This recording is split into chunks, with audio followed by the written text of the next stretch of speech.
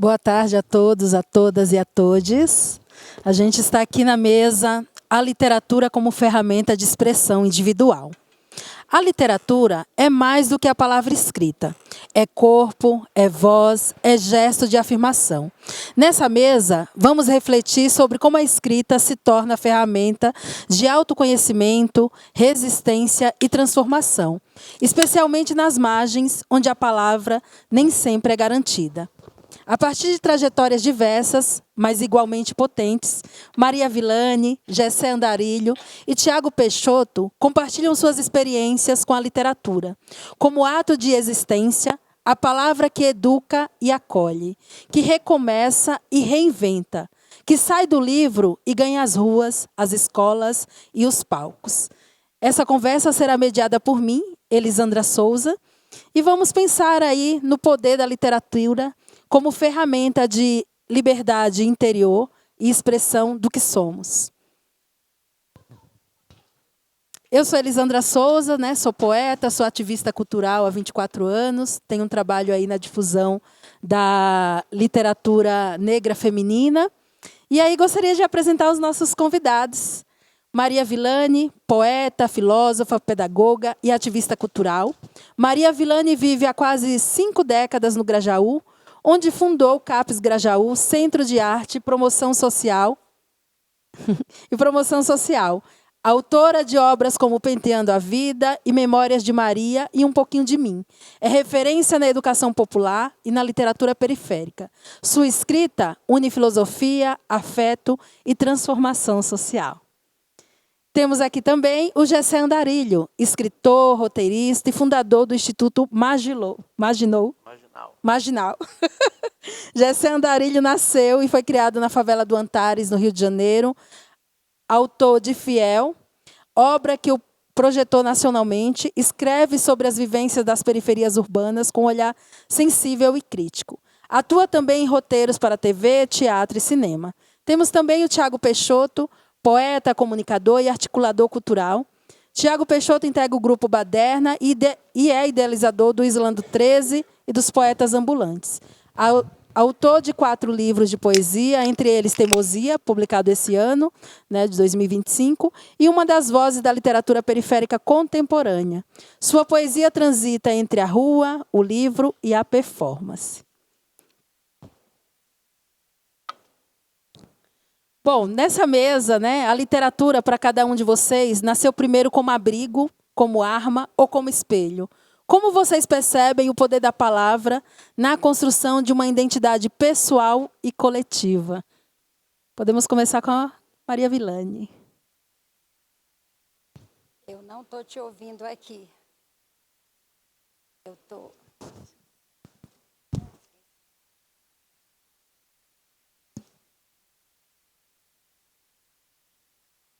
Então? Eu vou repetir a pergunta. Por favor. A literatura para cada um de vocês nasceu primeiro como abrigo, como arma ou como espelho. Como vocês percebem o poder da palavra na construção de uma identidade pessoal e coletiva?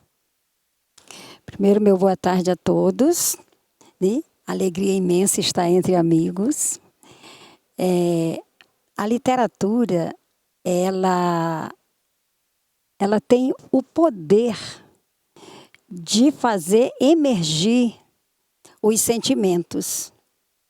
A literatura, ela é capaz de desvendar mistérios. Então, do ponto de vista do indivíduo, a literatura ela tem um trabalho de cura, de criar perspectivas, de abrir janelas, portas, os caminhos que a gente precisa trilhar. Então, a literatura é como um veículo. Quando eu coloco o meu pensamento, as minhas sensações, as minhas aspirações num pedaço de papel, aí eu vou para o sarau, que aí é no coletivo. E quando eu sou ouvida, quando eu estou falando com uma carga muito grande, de sentimentos, de emoções, de desejos. E as pessoas que estão me ouvindo e que estão me dando essa oportunidade de atenção, de carinho, de respeito, então aí se completam, né? O ser em si, o ser do outro e a literatura faz essas amarras. É como o presente. No presente nós temos as pontas do passado e as pontas do futuro. A literatura, ela tem esse poder de ser esse eixo aglutinador de emoções. Isso quando a gente fala de literatura, né? E quando a gente fala de ciência, de filosofia, então a gente se alarga nesse universo e aí eu atribuo à literatura cura e expansão.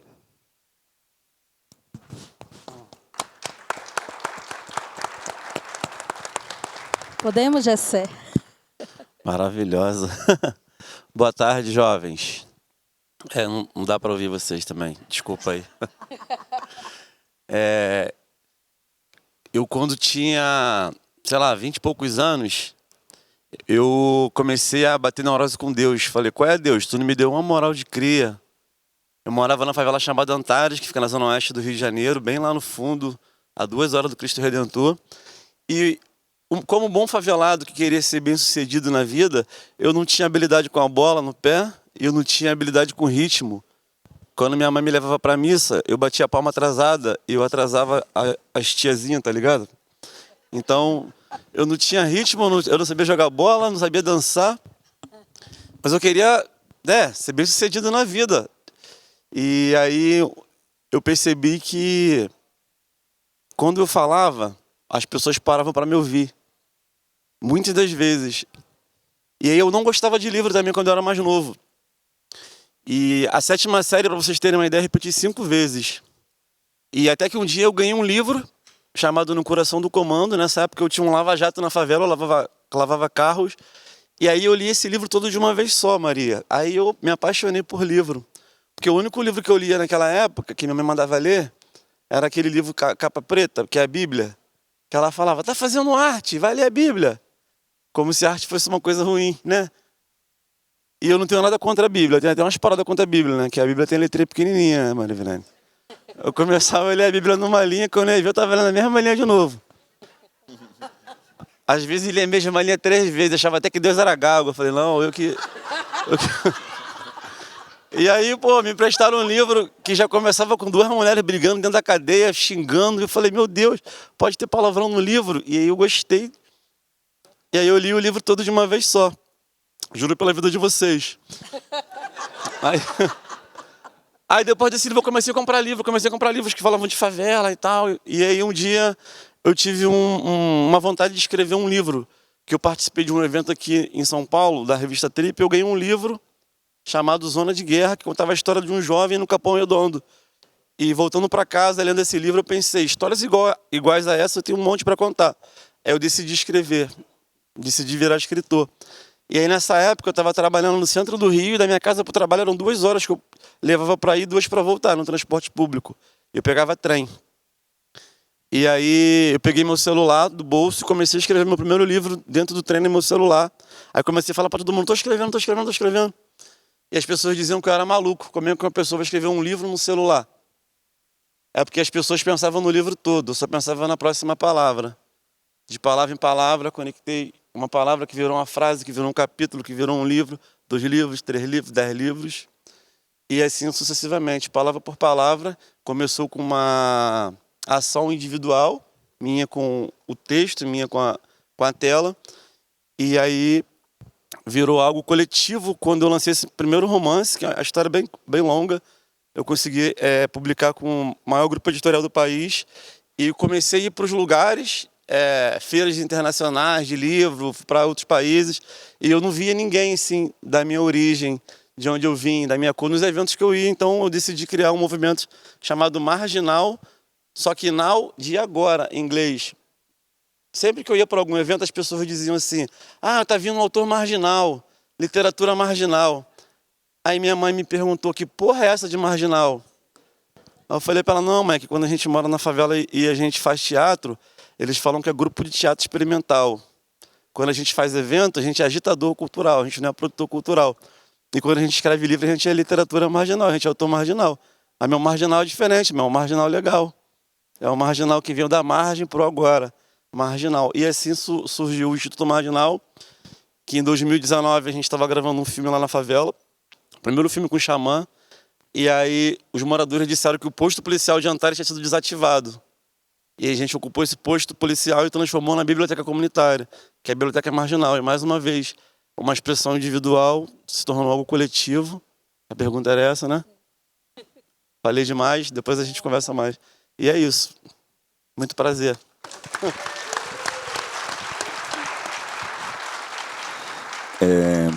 Eu acho que... Boa tarde, galera. Vocês estão bem? Fala comigo aí, boa tarde. Satisfação estar aqui com vocês, de verdade. Eu acho, assim, a poesia, para mim, a palavra, ela... Se eu for buscar mesmo, assim, eu acho que ela se apresenta primeiro, assim, num lugar de brinquedo, assim, para mim, assim. Porque eu lembro na escola de, tipo assim, ficar fazendo funk, assim, pra zoar os amigos, zoar a galera e tal. Então, acho que essas primeiras composições, a primeira vez que eu quis escrever alguma coisa foi no lugar de tirar uma onda mesmo, assim. E eu acho que eu ainda sigo com isso. Tem alguns poemas aqui. Eu gosto de, tipo assim, brincar com a palavra, ou brincar de falar da poesia, ou entrar numa brisa que às vezes é só uma rima que está me provocando e eu gosto disso. Então, eu acho que esse negócio de brincar com a palavra que eu tinha lá na adolescência, na infância, isso ainda eu carrego, assim. Mas hoje eu percebo a poesia nesse lugar terapêutico, assim, muitas vezes, assim.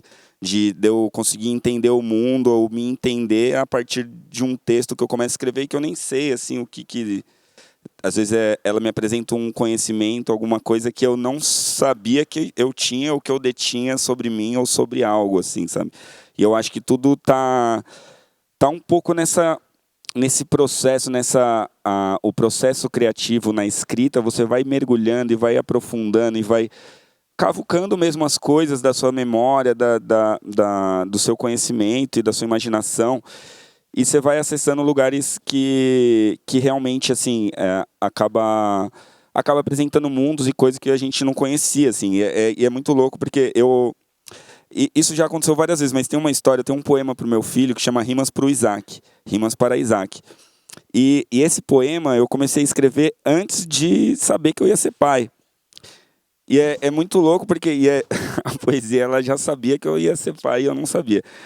Mas eu gosto muito lá do Grajaú X, do Criolo, gosto da música MV, e que tem essas rimas, assim, né, do Brasil com P, do GOG e tal. Eu falei, eu preciso ter uma rima, uma poesia que rima só com alguma coisa inusitada. Eu falei assim, acho que eu vou rimar com REC, com AC, com não sei o quê.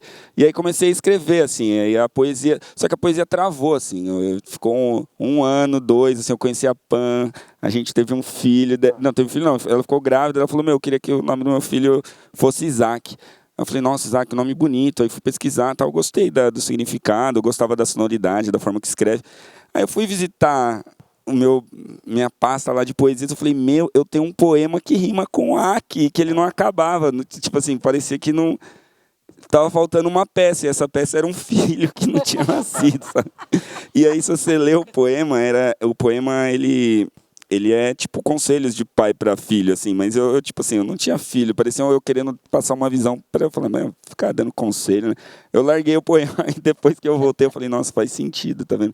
Tinha alguma coisa ali, eu estava aprofundando dentro de uma coisa que eu não era, e no caso eu não era pai ainda, né? Eu virei pai e o poema fez sentido. E eu acho que a poesia muitas vezes me apresenta isso, me apresenta quando eu tô amando, quando eu tô frustrado, quando desamores, você começa a escrever, você não consegue expressar aquilo e você vai aprofundando e falando, caramba, é isso, eu tô apaixonado. E às vezes a poesia que entrega, ela ajuda a gente a se descobrir mesmo, assim, sabe? Maravilha. Comigo não... Ela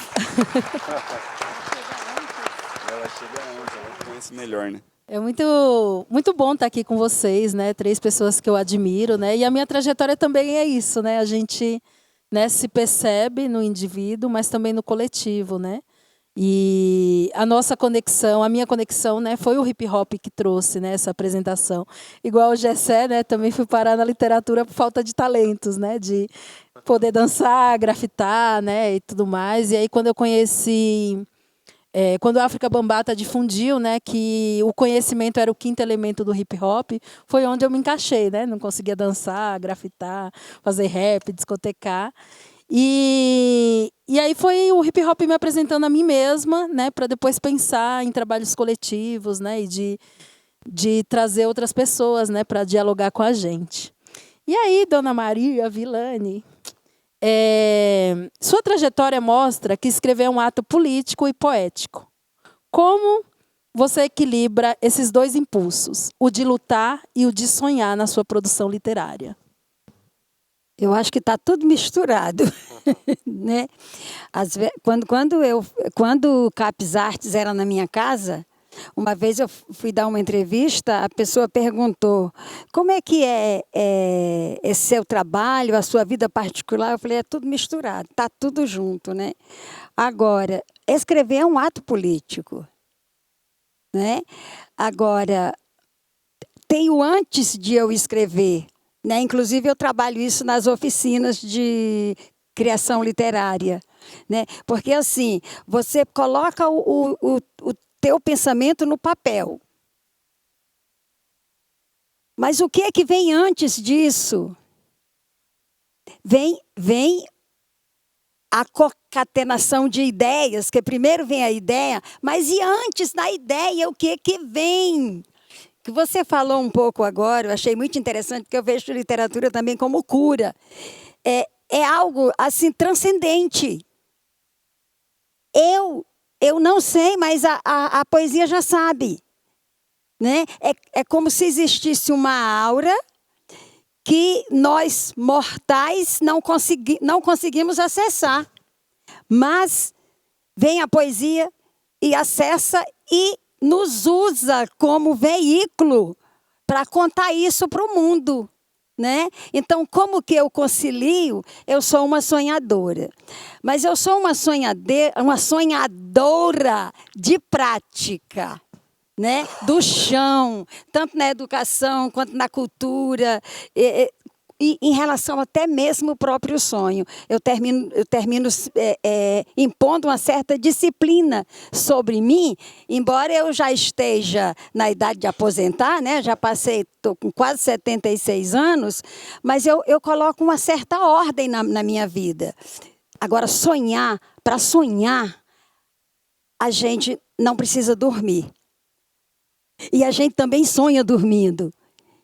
Então, eu concilio assim, com muita disciplina. Horário para isso, horário para aquilo, mas tem horário mesmo. Eu me coloco dentro. Agora, eu me coloco numa agenda, viu, mulheres? Eu me coloco na agenda também, em todos os sentidos, saúde, cuidados, né? Eu consigo conciliar. Eu cuidei da minha formação juntamente com meus filhos, estudei junto com meus filhos.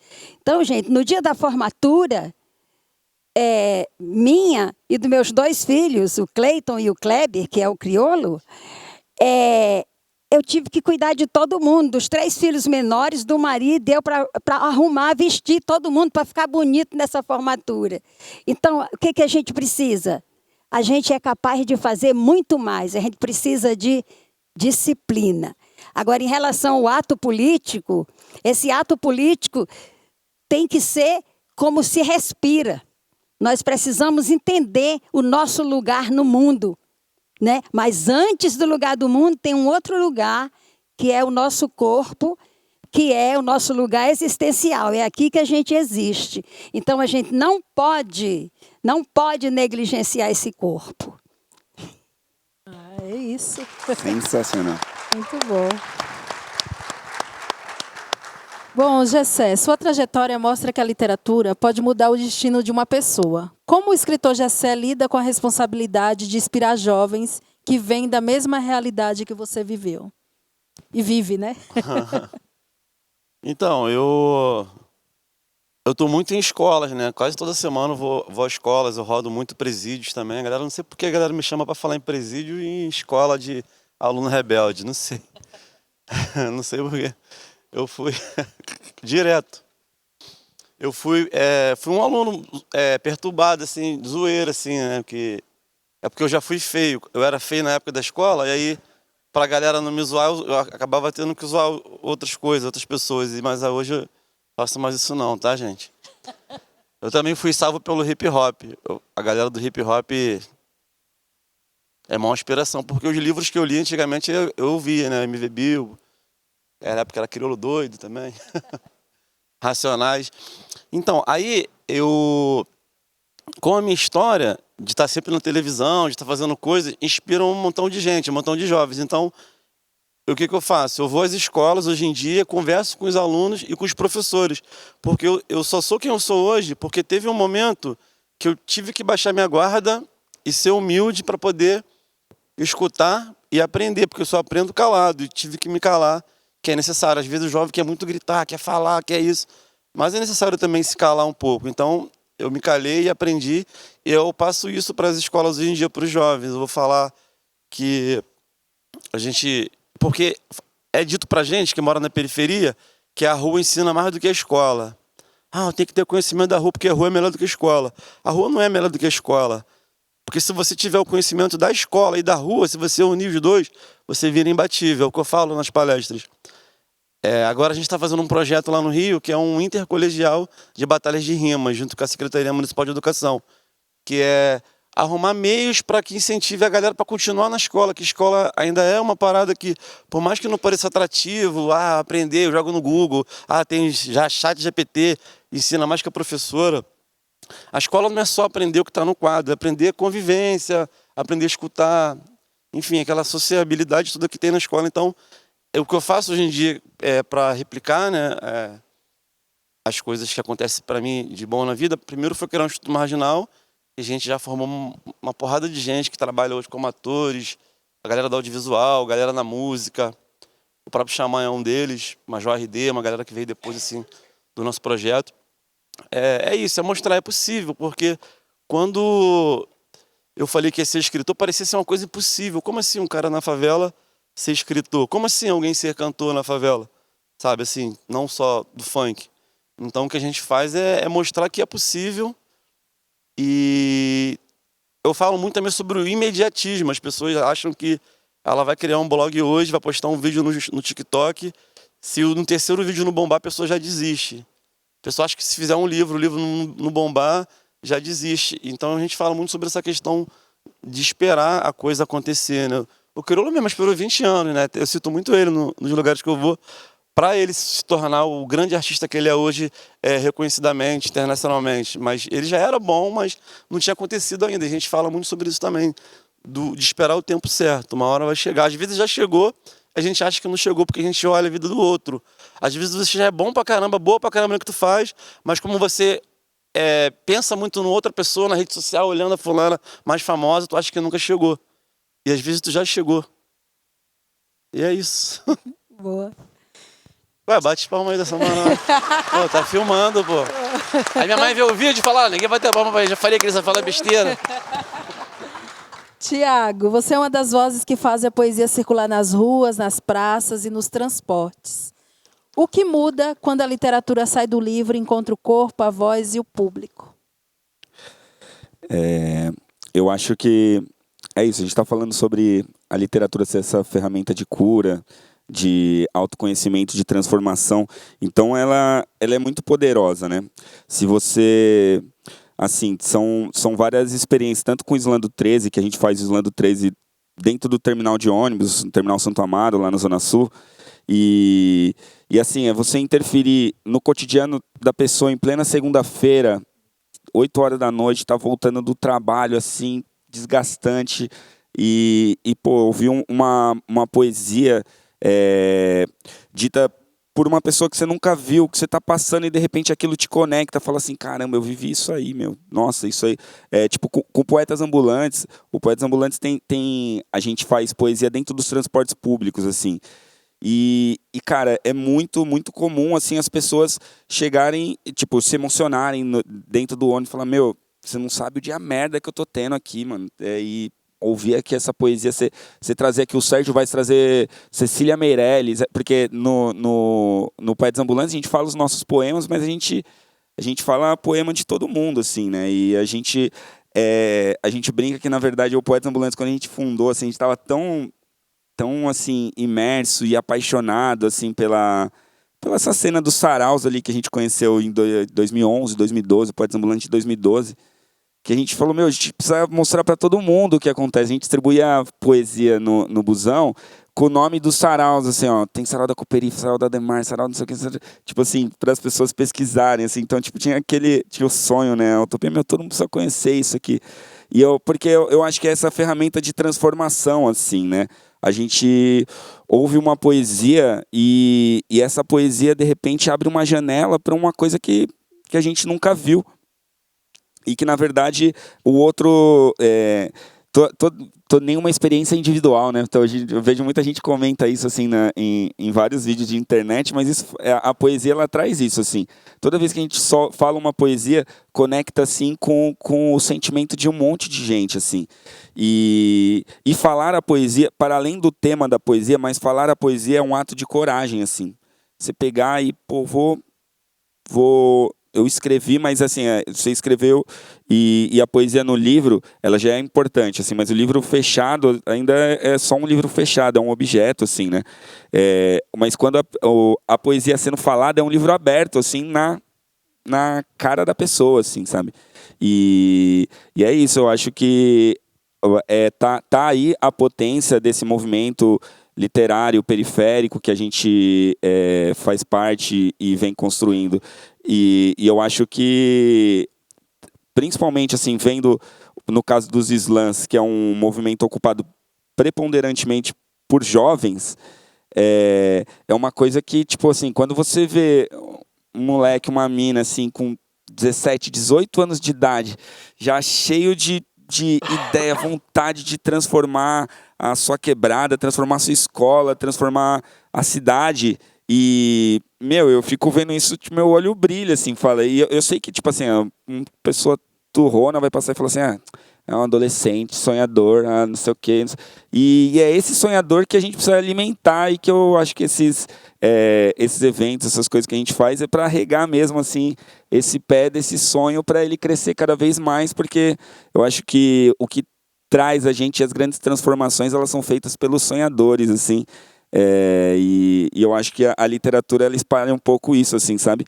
Essa semente do sonho, assim, de pô, vou fazer o que eu amo, vou falar uma poesia aqui, não sei se vão gostar, uma poesia que fala sobre o beija-flor, né? Tipo, daí, pô, tem alguém que fala, meu, tem um beija-flor que vem aqui todo dia na minha casa, e ele, saca? Então eu acho que tá nisso, a poesia serve para conectar as pessoas, e toda vez que a gente fala, a gente tá propondo essa conexão, assim. Maravilha, batem palma, gente. Por favor, hein, galera. Olha, eu preparei um roteiro imenso de perguntas, né? Mas eu acredito que a gente precisa se conectar e trocar. Queria saber se alguém tem alguma pergunta para fazer aqui para os nossos convidados. Aí não sei se tem alguém da produção que vai... Tem alguém que quer fazer uma pergunta? Está indo bem aqui a condução? Um de cada vez aí, galera. Um de cada vez. Não querem trocar? Não? Gente, que público silencioso é esse? Opa. Oi, boa tarde. Boa tarde. Boa tarde. Oi, tá ouvindo? Boa tarde. Obrigada a cada um de vocês. Eu tenho muita curiosidade de saber o livro preferido de cada um de vocês. Simples assim. O livro preferido de nossa autoria ou de outros autores? Como? Desculpa. De cada um de vocês. O preferido. Bom, vou começar comigo, né? O meu livro, não vou dizer que é o preferido, mas o que foi transformador na minha vida Nossa, o preferido, vai.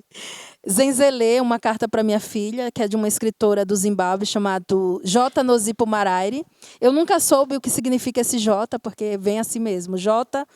Nozipo Maraire. E é uma carta que a mãe escreve para a filha, que vai morar na Europa, dizendo tudo o que ela não pode esquecer enquanto uma menina africana. E eu li aquele livro como se fosse minha mãe me aconselhando, né, como seguir aí, fazendo os enfrentamentos, né, como o machismo, o racismo. E essa mãe faz isso por essa filha, né? E aí tem um momento que ela fala assim, filha, por você ser uma menina africana, muitas vezes você vai ter que esperar mais 5 minutos na fila, porque você é uma menina africana, né? Então, eu fui pegando aqueles conselhos, e nesse livro eu também tirei a palavra Mijiba, que significa Jovem Mulher Revolucionária, e foi o nome do meu fanzine, e agora é o nome da minha editora. Então, Zenzele, uma carta para minha filha. É um livro que é esgotado, mas vocês acham aí nas estantes virtual, o Sebo do Messias da vida, assim.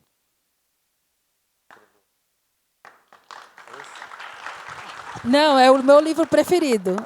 Agora, os livros que eu escrevi, Filha do Fogo, né, que é um livro de contos, que inclusive eu vou estar aí nos bastidores mais tarde, né, fazendo a mediadora vendedora, né, e tem Quem Pode Acalmar Esse Redemoinho de Ser Mulher Preta, que é um livro de poesia comemorativo de 20 anos da minha trajetória literária. Tem o Águas da Cabaça, que mais? Tem o Punga, que é o meu primeiro livro que eu fiz com o poeta Akins Quintê. Eu acho que é isso, de lista de livros.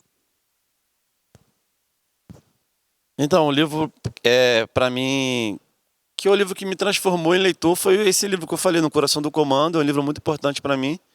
E o meu livro preferido que eu escrevi foi o Esquema, que eu lancei agora, é o mais recente. É o mais fácil de vocês encontrar. Todos vocês encontram nas livrarias, mas esse está mais fácil. Estou fazendo meu jabá. É um livro muito bom que fala sobre corrupção do dia a dia. O nome do livro é Esquema, que fala sobre o jeitinho brasileiro que as pessoas encontram de se dar bem na vida. Todo mundo aqui tem um esquema, já participou de um esquema, e dizem que esquema só é ruim quando a gente não faz parte dele. Então, é esse livro, um romance, que conta a história de um jovem motorista de transporte alternativo que vira vereador do Rio de Janeiro. Então, vai de esquema desde garçom, que pega água mineral de garrafa e enche na bica de novo e revende, a esquemas em escola, enfim, esquemas políticos, esquema de rachadinha. E a gente está presenciando um esquema aí grandão que está caindo, né? As bebidas aí, alcoólicas. O livro fala um pouco disso também, de esquema de bebida alcoólica também. Mentira, não fala não. Eita, agora falar do livro... Eu já li alguns livros, né? Mas, assim, teve um livro que eu li e que me marcou profundamente, foi o meu primogênito estava trabalhando numa empresa e fizeram uma faxina lá e botaram alguns livros para jogar fora, né? Para jogar fora. E aí ele achou o título chamou a atenção dele, e é um livro simples, eu esqueci o nome do autor, eu tenho esse livro em casa, chama-se A Bíblia e os Discos Voadores. Né? Muito, para mim foi muito interessante, que me levou a refletir acerca de outras dimensões. Né? E esse livro levei para um evento, sumiu, e eu fiquei muito triste. Isso foi em 92, esse livro sumiu. E eu me queixando em casa do meu livro, aí a minha filha foi no estante virtual e comprou. Então, agora não dou mais para ninguém, está escondido. Agora, eu já publiquei 7 livros, mas tem um livro que eu tenho um carinho muito especial, que é um conto de fadas, que se chama O Reino de Roselândia. Ele está esgotado, que é onde eu eliminei o vilão, não há um vilão, e a florista é mágica, porque ela colhe as flores, mas ela joga um pozinho mágico que nascem, cada rosa que ela tira, nascem 10, né? E esse livro, ele é a adaptação de uma peça de teatro que eu escrevi para os meus filhos, porque eu participava de alguns movimentos, né? Antes do movimento de cultura, eu participava do movimento feminista lá da segunda onda. E eu carregava todos os filhos comigo, e meus filhos só assistiam. Aí eu fiquei muito mexida com isso e escrevi uma peça para eles se apresentarem também. Então, chamava-se A Florista. Todos os meus filhos faziam parte, todos os 5, e mais uma menina de fora.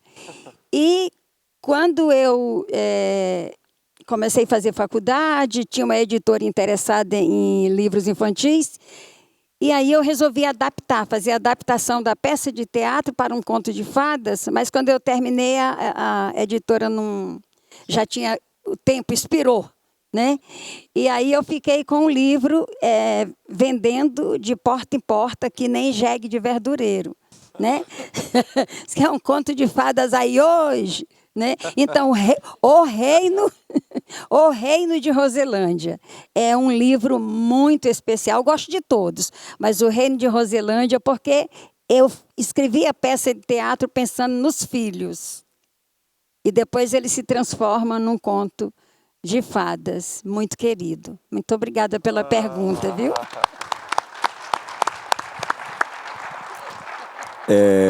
Nossa, eu acho... Eu tenho sempre uma questão com isso, assim, uma dificuldade de falar o livro. Sempre que alguém me pergunta seu livro preferido, daí eu falo daí eu falo, caramba, mas você falou esse e aquele livro. Tipo, que você... E é muito difícil, assim, mas eu vou falar um livro que, na verdade, é um livro que eu já reli várias vezes. E eu estava falando ontem sobre ele, porque eu gosto muito, assim, acho que também tem essa... porque como eu sou comunicador, trabalhei com jornalismo e ele me impacta, eu acho que nesse lugar, que é um livro do Plínio Marcos, que é o Querô, uma reportagem maldita.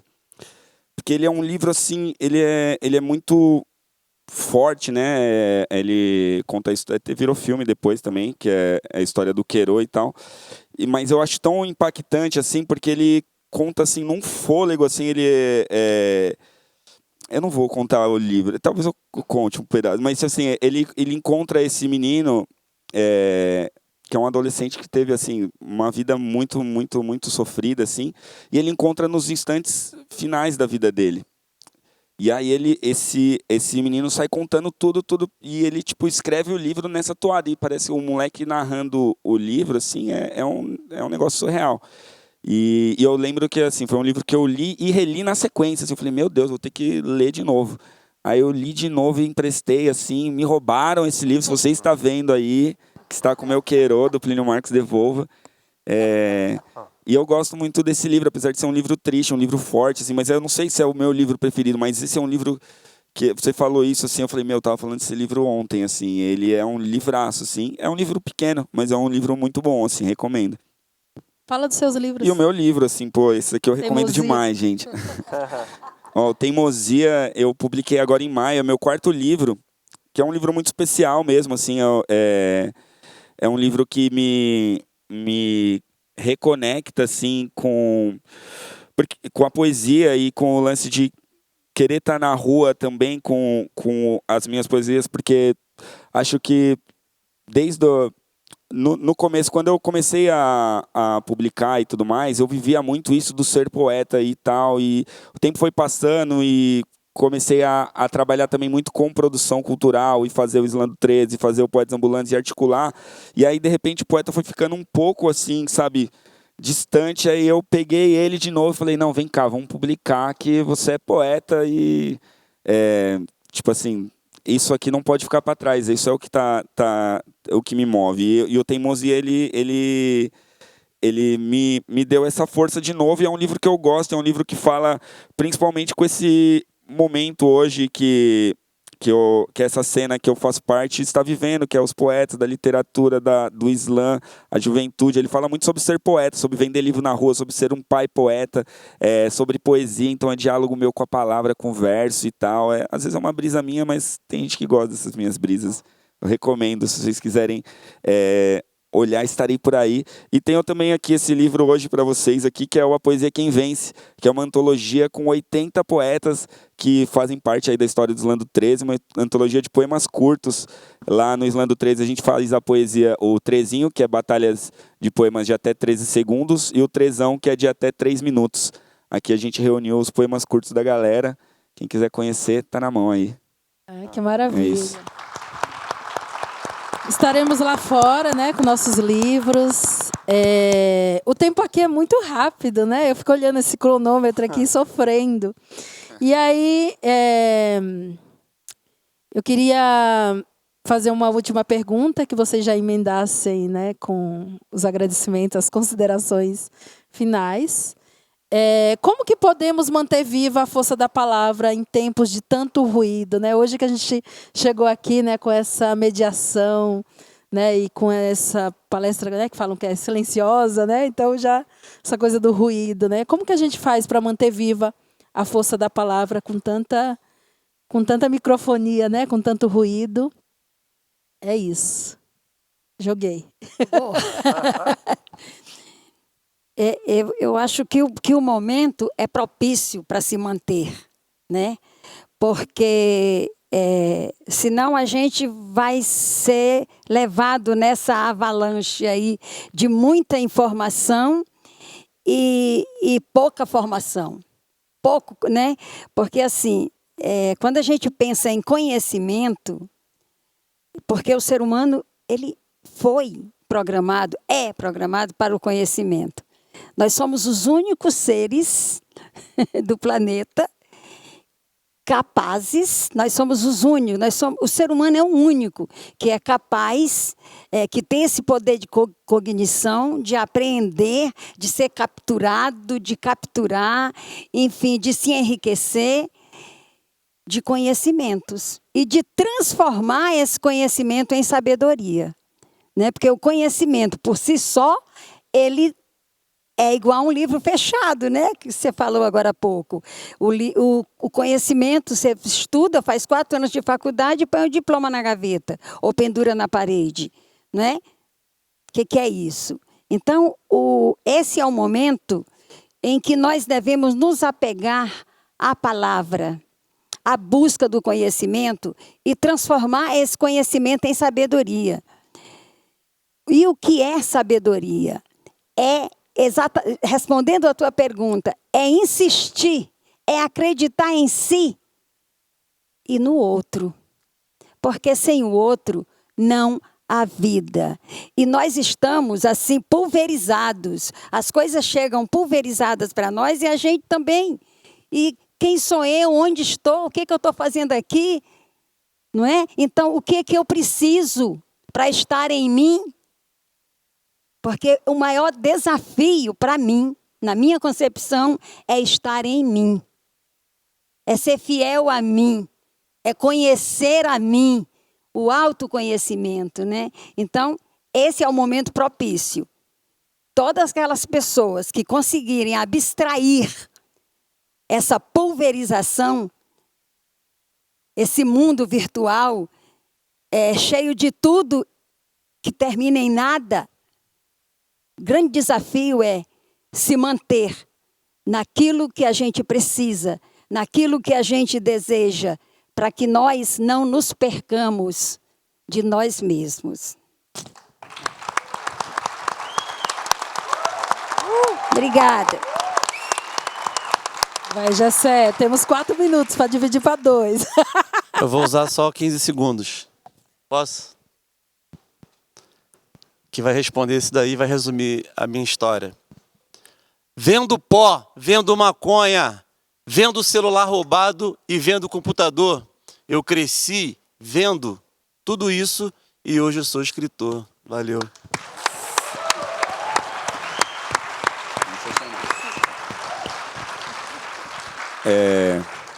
Eu acho, assim, a minha história, assim, na poesia é acreditando nisso a minha luta é manter a chama da poesia e da palavra acesa, assim. Eu acho que, e para isso eu acredito que a gente tem que se encontrar e falar poesia, que é do jeito que eu aprendi, assim. Eu acho que tem aqui as referências desse movimento estão aqui, assim. Eu acho que é isso, assim. A gente se encontra e fala poesia. Isso aqui para mim é um sonho, assim. Mas e eu quero viver momentos sempre assim, mas eu não me deslumbro com isso. Eu sei que a coisa acontece quando eu tô lá lá na minha quebrada, Guarapiranga, fazendo poesia para 5 num sarau, como já fiz tantas vezes, ou quando vem, que nem ontem teve sarau Baderna lá, colou gente pra caramba para se despedir do espaço e tudo mais. E daí, eu acho que é isso, assim, é falar poesia para quando eu entro no busão e tem 3 pessoas, a gente fala poesia para as 3 pessoas, um show particular. Quando eu entro no busão lotado, a gente fala poesia para todo mundo e ganha aplauso de todo mundo. E eu acho que é muito importante. Eu acho que esse movimento, os saraus, assim, eles deram para mim essa formação de entender que a chama da palavra precisa continuar acesa. E para ela continuar acesa, a gente precisa se encontrar e falar poesia.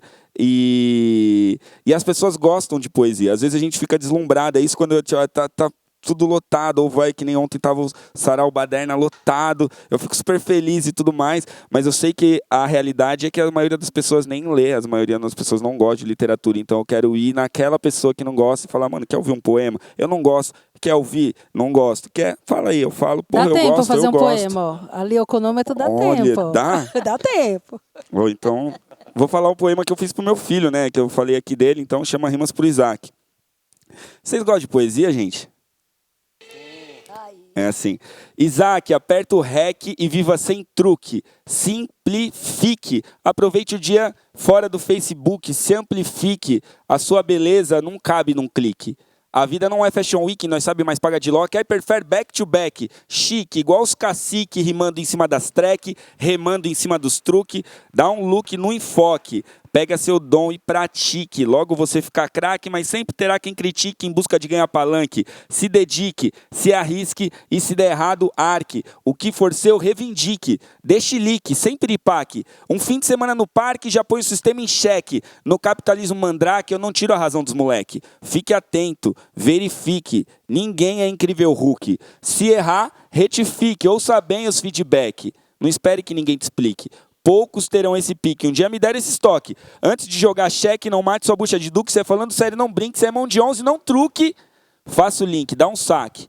De Tupac a Chico Buarque, poesia é o melhor trambique para driblar o tic-tac. Mas cuidado, Isaac,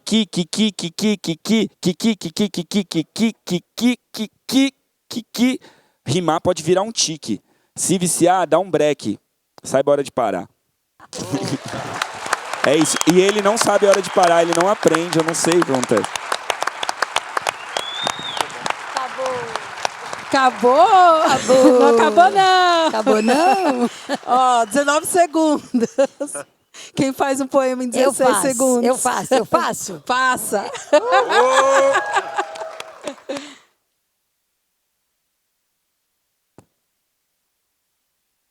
Eu acho que passa um pouquinho, mas vamos lá. Olha, em homenagem à minha periferia. Vozes da periferia. A periferia relegada às pontas e às bordas, e o centro a rir das circunstâncias, feito moleque sapeca que atravessa as bordas e nem quer chegar às pontas.